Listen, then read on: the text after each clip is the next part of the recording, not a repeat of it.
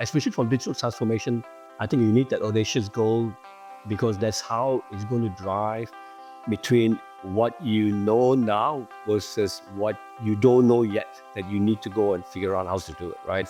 Because if you just focus on what everybody knows now, then you're just going to take current solutions. It's not going to give you the audacious performance at where you want to go to. You're listening to Augmented Ops, where manufacturing meets innovation. We highlight the transformative ideas and technologies shaping the front lines of operations, helping you stay ahead of the curve in the rapidly evolving world of industrial tech. Here's your host, Natan Linder, CEO and co-founder of Tulip, the frontline operations platform. Welcome, everybody. Today we have Vijay. Hi, Vijay. How are you doing? Hi, Nathan. Glad to be here.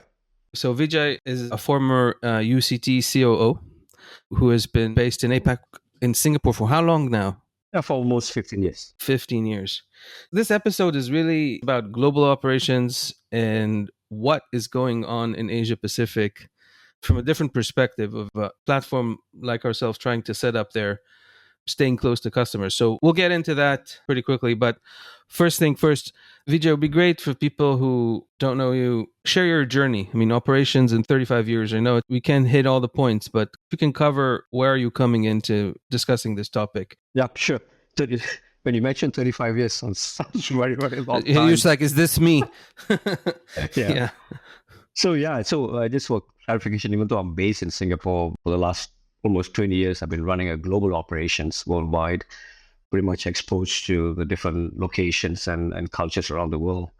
My journey started from Malaysia. I'm Malaysian. I got a mechanical degree out of an Australian university.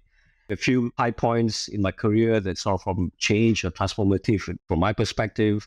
I think the first one was when I worked for almost 9 years with Sony, when Sony was Sony, when we were churning out all the innovative products. I was in the middle of that journey. What's the coolest Sony product you were working on? Oh, at that time was almost the Discman, the Walkman. The Discman. Yeah, and a lot of audio products. People were just getting into this mini compose that was available, at home. Very interesting time period. Yeah, we'll get back to Sony. I think it's a great blast from the past, especially in Asia Pacific. But yeah, so you spent time in Sony and and then the last 15 years with Flextronics running global operations. Again, one of those things when we talk about transformation, we talk about digitalization and the innovation that's happening in the world, right? And I was in the middle of the mobile phone revolution when the number one player in mobile phone was Nokia and Ericsson. So I was with Ericsson churning out the very first mobile phones, getting smaller and smaller, being part of that journey. So that was another area where I think was pretty informative in terms of digitalization. When we were working with Ericsson, when we were trying to build millions of phones, today you have a couple of colors, everything is software. 15 years ago, it wasn't like that. It was physically the phones had colors, right? Yeah, and different UI sometimes. So you have to configure. That's where my first exposure to the digitalization of how you manage mass distribution in that environment. And then subsequently, I think Flextronics, Jabil, big EMS company running global operations still. And then the last 5 years with UCT in the semiconductor space, exposing to the semiconductor industry and learning how digitalization, getting a bit more deeper into, and you used to be the main user of technology. Well, now you're able to see how the technologies are made and being part of the semiconductor space. So that gives you also a bigger, different perspective of stuff. Yeah, that's a pretty amazing journey. I was thinking when you were talking about Sony, what was the last Sony product that I owned and actually used? And I was like, this is my thing. And I think it was like a mini disc player, this is like the post CD Discman thing. And man, it was so much work. And then I remember actually going to Korea and like getting like in one of the electronic night markets, one of those USB 3, this is pre-iPod. I also think it's like pretty big USB stick type of thing with MP3 player. MP3 player, that's correct. And then I've never touched that thing again. But at the time, I was thinking, like, where's the Sony version of that? And it took them a long time. But pretty interesting. It was cool technology. Probably was fun manufacturing this thing. This stuff, everything, like moving parts, electronics, optics. Yeah, it was interesting, and they were pretty vertically integrated at that time. So a lot of their stuffs were built in house because it was innovation. At the point of innovation, they were developing those innovation. I think they just lost their way a bit with the entertainment industry. I think they got a bit more into the entertainment industry. Yeah, those 20 years, 90s, early 2000, we've seen this shift. And this is maybe where we invoke sort of our thinking about Asia Pacific. But, with your background between Flextronics and Jabil, what's your perspective? What happened as global EMS companies basically took over making all our electronics, but certainly our most important electronics? You mentioned Ericsson. I used to work for Samsung. We all know what Foxconn did for Apple and continuing to do. What happened that companies like Sony became less vertically integrated? Not all of them. We know Samsung is still very much vertically integrated, but that contract manufacturing and EMS became so prominent as means to build standard consumer and prosumer electronics. I think in the beginning, everybody, when business is good, you don't see the issues. You're churning out, you're building more factories. Mm-hmm. You can be also competitive. But I think when you are in one industry, you have seasonality, it's ups and downs, especially the consumer space. A lot of industry has seasonality in one way or another. It's only the duration, whether it's a 3-year cycle, the 5-year cycle, or a 6-year cycle. Well, in mobile phone, it was like 8 months between generations, Correct. and that aligned to like more or less a year Yeah. cycle, a bit less than a year. And I was in the early stage of Flextronics, when Flex was only a couple of $1 billion in revenue and making a pitch to Ericsson at that time. The good example to try to explain to you why these EMS companies have done well is Ericsson was number 2 mobile phone maker at that point of time. 2000, the telecom downturn hit. Suddenly you have a factory underutilized. You started to bleed money. And then, Flex comes along and says, hey, I can buy up all your assets, make you asset light. The part of the reason why the EMS are pretty successful, they make the OEM guys asset light. You don't have to invest in factories. You don't have to invest in inventory. Somebody is going to manage this for you. And they see the benefit. So the OEM see the benefit. They take away the seasonality for them from a manufacturing perspective, right? So that's number one. And for the EMS companies, they have now, if you can have multiple customers, multiple industry, I can offset the seasonality. Okay, consumer goes down, but I have another industry will not have the same cycle. I can offset it. So I can minimize my seasonality from a scale perspective. Now I buy material, the same components from multiple customers. Now I can leverage better pricing. I can leverage better agreement. So they see that benefit. The EMS companies now can have better management of the whole manufacturing ability, supply chain. They still develop the supply chain from end-to-end perspective. So the OEM sees asset light, don't have to worry about inventory, don't have to worry about seasonality. They can negotiate better price. EMS, they see if I can have multiple customers like this, I can manage this better, make more profitable, and be competitive. This is so interesting because I think there's obviously a flip side. We just talked about Sony that, vertically integrated in the innovation cycles. So how important it is, like I can design a product, but can I actually bring it to market quickly? And, there's also the ODM component or variant of this where you gain asset light, but lose your innovation cycles or your ability to organically build something quickly and respond to market. So talk about that, because we're seeing like some tension between those things. Obviously, CM/ODM is here to stay. And I don't know how you're going back from that. But on the other hand, you're seeing more and more, at least in the US, and that will be our segue to APAC as well. Yeah. Like they're building their own factories. They want to be very independent and self-sufficient. So how do you see this tension? Yeah, I think there's 2 parts of it. I think the first part is the CMs have evolved over time. They used to be called CM. Now they call EMS. So they have evolved from just doing contract manufacturing. You buy the material, you give it to me, I put it together, I ship it to you, to now I can buy the material on your behalf. I can assemble. And then from there, it evolved to what they call ODM or CDM. And a lot of this was driven by the customer, because now they figured out, okay, if you can give me more value proposition, it can minimize my cost, I can do more. So it's a lot of this was driven by the customer towards this ODM, CDM solutions. And I'll give you one example. When I was in Flextronics, we wanted to get into flat panel TV. We went and spoke to Sony. and said, okay, let us design a flat panel TV for you. And they wanted to penetrate part of the European market because of the different systems. You have a different product at the different regions. So they said, okay, if you could give me a product that I can penetrate this, I get advantage of able to penetrate this market. They also don't have to invest in continuous R&D, right? There's a limit to what they can do from an R&D perspective. So that worked out well, where we used Sony's technology, which is the semiconductor components and their LCD panel, which is part of Sony. We use a lot of their critical components, but the integration design and ODM was done by us, and Sony benefits by penetrating a new market. So that's one perspective. The other one perspective is where probably you're alluding to is there's still a lot of technology-based industry. Like, for example, when we talk about semiconductor, we talk about the wafer fabrication part, like what Intel, Samsung, those are not outsourced as much.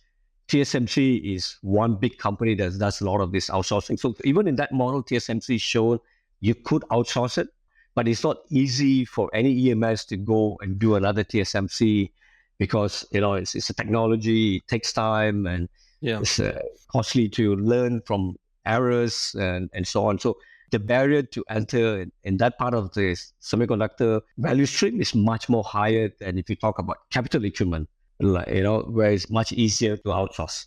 That's super interesting. And pivoting slightly, Vijay, can you talk a bit about how you approach the change management within the company? Yeah, any change is a challenge, unfortunately, depending on the culture of the company. Whether I was in UCT or Jabil, one of the things I've done is create a platform for continuous improvement. That creates a culture, because culture is going to be important, that every time people are always looking at ways to improve and not just be satisfied with what they have, with the status quo, right? So you need that mindset change. And the only way to make this mindset change is, you can talk about it, but ultimately you need to create a platform within the organization to allow people to practice and create over time a culture of continuous improvement. And my platform always been Lean Six Sigma as a platform. We create audacious goals, but the audacious goal is mainly to try to get people to start thinking, right? Just think always about improvement, and you're always going to find ways to improve it. So that's one piece of it.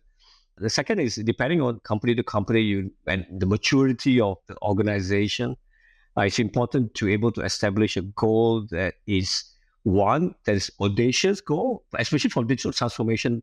I think you need that audacious goal because that's how it's going to drive between what you know now versus what you don't know yet, that you need to go and figure out how to do it, right?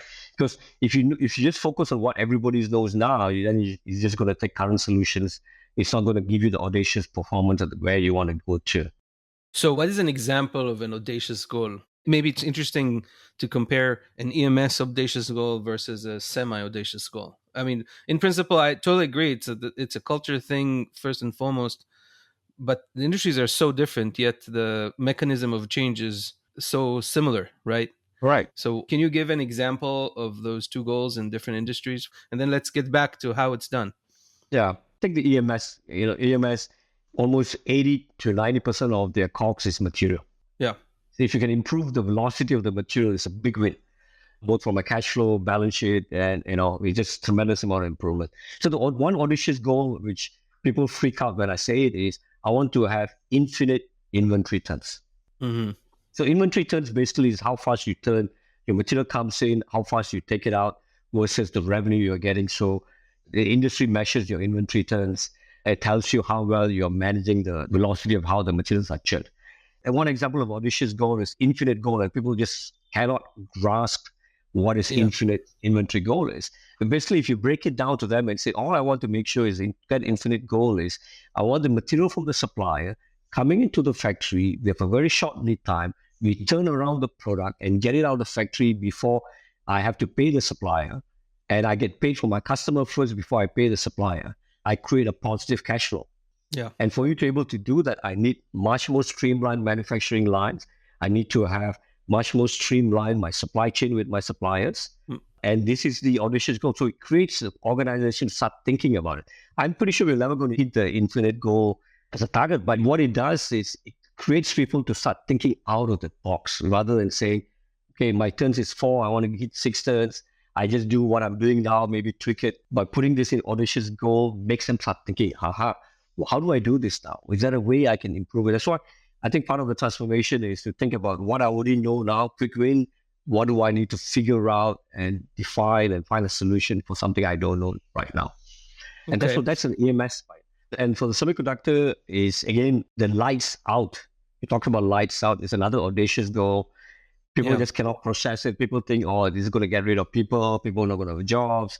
In reality, it doesn't. I mean, I've done so much automation in the last many years. And one of our biggest challenge in running operations worldwide is getting enough people.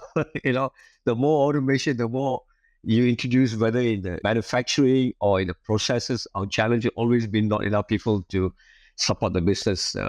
So I think we're still far off before the conversation whether we're going to be able to totally eliminate workforces there or not. But setting up the audacious goal of saying, I want to lights out. In the front end of semiconductor, like Intel, they're pretty much lights out to a great extent. If you go to the fabs, it's fully automated. You have engineers, process technicians running around to make sure everything is working well. Otherwise, it's pretty much, but as you get down to further stream in the capital equipment, it's very manual still. And coming from UCT, establishing a lights out goal, it forces the organization to start thinking about, okay, how do I do this from automation, from MES, from SAP? How do I link all this together to do it then individually, right? Individual solutions. Now, if I connect it together, can I create much more powerful? Can I have a step function improvement in my productivity? It just challenges people out of the box when they start setting up this kind of audacious goal. But at the same time, it's a challenge to make sure you don't demoralize the organization, right? Sometimes people get easily demoralized, so you need to work through and talk to them what it's supposed to mean. It's supposed to mean to create a culture, it's supposed to mean to force people to start thinking out of the box. I think people will start accepting it and more people will enjoy being part of that journey. Yeah, it's really interesting because between those two industries of, EMS and semi, I know some of it is real. It's not just perception, to be clear, is that they're highly automated, or can be largely automated. So semi, for sure, that's how you make the product. And EMS, we all know SMT lines and automated testing jigs of all sorts. But at the same time, humans are there. They're kind of all around. Maybe the factory is lights out, but the humans are kind of the caregivers of machines. What's the balance? What have you really seen? And I think it would be interesting to hear it, like with a perspective of, is there a difference between those operations and how they run in APAC, where labor is theoretically more accessible in some countries versus what you've seen, because UCT is global and Flex is global in other regions of the world. How should leaders, think about it? And what is the impact as you're bringing these kind of frontline technologies to people and support this kind of change that you've seen? Yeah, my advice is not to worry about whether it's going to reduce the number of people working in any part of the process. As I said, many instances that I found is, even though, yes, we do improve productivity, we reduce number of headcount. Take SMT line, for example, which is one example I can give you. Early stages, we started with one line. You probably have 15 people working from the beginning to the end. By bringing optical inspection in, you bring MES in, and you're bringing autonomous screen printers who can now figure out, you don't need a technician to look at it. He knows when it's going wrong. We actually took it down from 15 to 5, and we were on the goal to try to take it down to 1%, right? So it's continued to improve an efficiency of the line. But at the same time, it just frees up the resources to move into a control tower kind of environment. Now you're monitoring the performance of the sites, the performance of the line, to make sure nothing is going wrong. It moves up the skill set of the people to be able to do other things.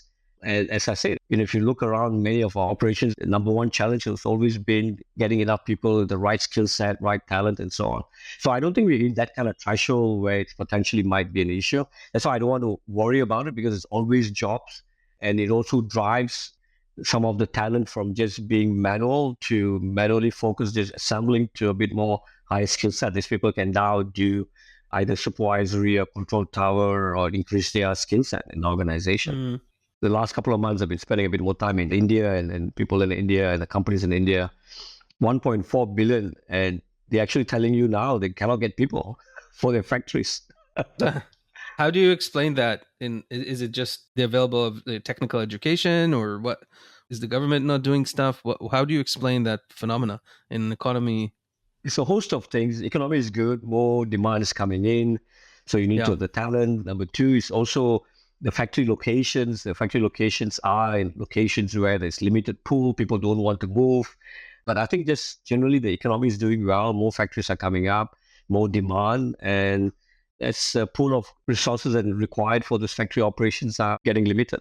Yeah, this transformation and the evolution of the industrial base in India, I think we're tracking similar phenomena we're seeing in Central Europe and to some degree even in Mexico, that large international companies want to manufacture closer to their customers, like minimize their supply chain, have redundancy because everybody learned a good lesson through COVID and worried about other single sourcing of whatever geopolitical impact. And I think this would be probably the last topic we have time on this episode today is if we switch to your semiconductor background and think about what's happening now from the lens of, there's a shortage, there's a concern about dependencies on companies like TSMC, as you mentioned, and so on. And so there's like all this greenfield in semiconductor and building fabs and the CHIPS Act.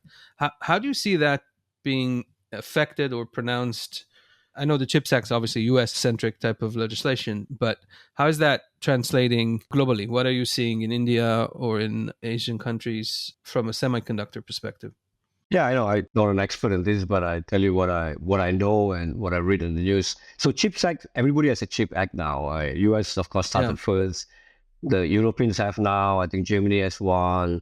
India has one, and some of the other countries too. So everybody's coming up with the CHIP Act. Semiconductor seems to be now the industry that every country wants to be part of it.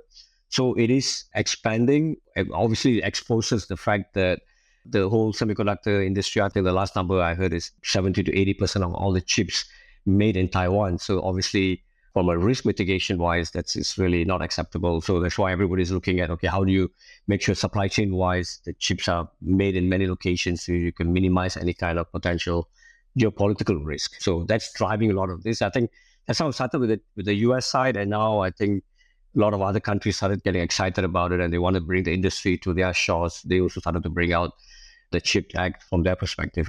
India, I know, has launched a $10 billion as part of the CHIP Act to entice companies to go in. And is it working? So semiconductor the value stream is pretty long. When we talk about semiconductor, you have the front end, which is the wafer fabrication. Then you have the back end, which is the packaging or the assembly.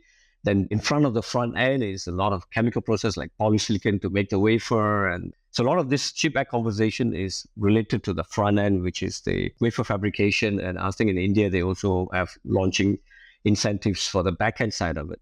Mm-hmm. But I think it's premature. There are some interest. None of the big players are biting because I think there's an infrastructure. When you talk about front end, you need to have the infrastructure like electricity supply, water supply, has to be top notch for you to be able to sustain. You can't have your plant shutting down every few hours, so that will create a massive damage to it. I think that infrastructure piece is what everybody's concerned about, especially for India. And I think once you resolve that, probably you'll see a much more better uptick. But right now is not much from the front end perspective.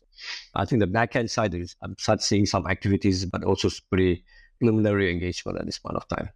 And I know the world has been like very focused on chips and AI on one end, or like there's a lot of investment going into life science that we're seeing through the revolution of biopharma. What do you see in the less sexy bits and pieces of technology, but still like automotive or EVs or I don't know, or medical devices, things that are getting pretty sophisticated type of operation manufacturing, maybe higher mix, low volume, but still require a lot of talent and skill and more discrete, less automated.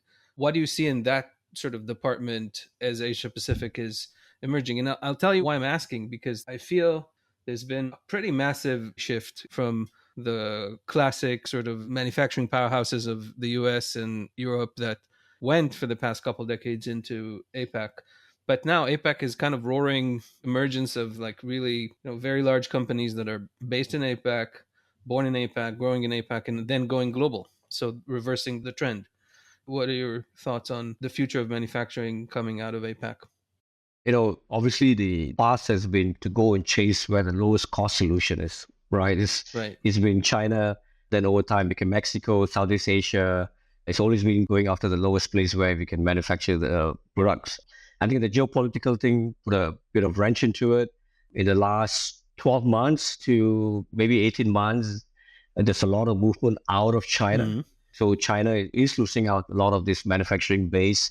And the beneficiary has been Southeast Asia, like Malaysia, Singapore, Vietnam, and Mexico. They've been the main beneficiary. And some parts of Eastern Europe has also been beneficiary of this shift.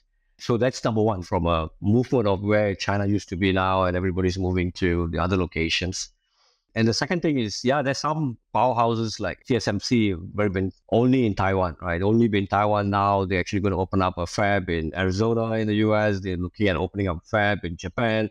They also now looking global rather than trying to put everything in one location where it's easy to manage, obviously, but it's just not sustainable. So you can start seeing it. And I think the challenge, and I've seen this for Asian companies go to Western world or even Eastern Europe, is really understanding the culture, how you operate in that environment, and not use the standard approach, what you do in Asia, to try to operate the same way. If they can figure that out, they'll be very successful in terms of how they can go global. How would they figure it out? You being on the other end, what would be your recommendation to the people who are doing that right now? What would make them more successful? Yeah, first thing is they cannot operate the same way. For example, a simple basic thing like how you talk to an engineer in Asia, you talk to an engineer, you said, hey, if you're a leader, it's all hierarchical. If you say, hey, go and do A, the guy will do A. In other parts of the world, you have to explain why you should do A and why not B, right? So understanding a bit of this kind of cultural differences and making sure you have localized as much as you can to have the right structure. I think that's the first start, to make sure that you don't start with my approach, this is how I want to do it. That normally doesn't work. You get into a lot of kind of issue. And for example, if you read the articles on TSMC in Arizona, I think that's part of some of challenges when you start up a plant in the US, for example. You have a totally different culture. So how do you capitalize on the strength of those culture and then offset it where the weakness is against what you think you need to bring in? Like, for example, the continuous improvement culture, right? That's universal. People can understand it. So if that's a culture that in your company, you bring that on board and get people to embrace it. It's not rocket science, but some thoughts have to go through exactly how you're going to do it. Just understanding there's a different culture. Yeah, this really tracks and really goes back to first principles. It's like those things don't change. Like if you focus on continuous improvement and put people in the center, then change management can happen. I'm not going to say easier, faster. I think that's kind of misleading, but because it's always like slower and harder. That's the truth. But we're in the spirit of continuous improvement. Like we'll have to pick it up because we're kind of out of time. So Vijay, thank you so much for joining. It's been really great, and we should do it again soon. Thank you. Thank you for listening to this episode of the Augmented Ops podcast from Tulip Interfaces. We hope you found this week's episode informative and inspiring. You can find the show on LinkedIn and YouTube or at tulip.co/podcast. If you enjoyed this episode, please leave us a rating or review on iTunes or wherever you listen to your podcasts. Until next time.